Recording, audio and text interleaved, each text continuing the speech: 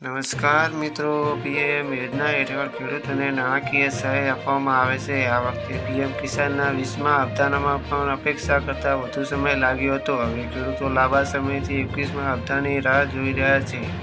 PM કિસાનના 21મા હપ્તાને જોવા જઈએ તો લઈને એક નવી અપડેટ સામે આવી રહી છે. પરંતુ હવે પ્રશ્ન એ છે કે બાકીના રાજ્યોમાં ખેડૂતોને તેમના પૈસા ક્યારે મળશે?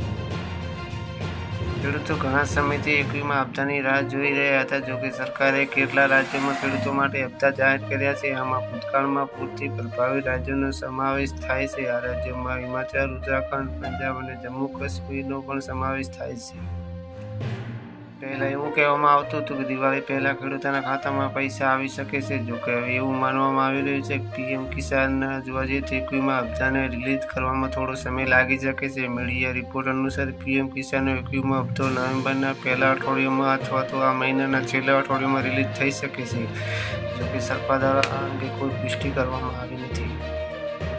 જે ખેડૂતો હજી સુધી યોજના સંબંધિત જોવા જઈએ તો કેવાયસી પૂર્ણ કર્યું નથી તેમને નાણાં અટકાઈ શકે છે. આ ખૂબ જ મહત્વપૂર્ણ છે. તમે બેંકની મુલાકાત લઈ અથવા ઓનલાઈન આ કરી શકો છો.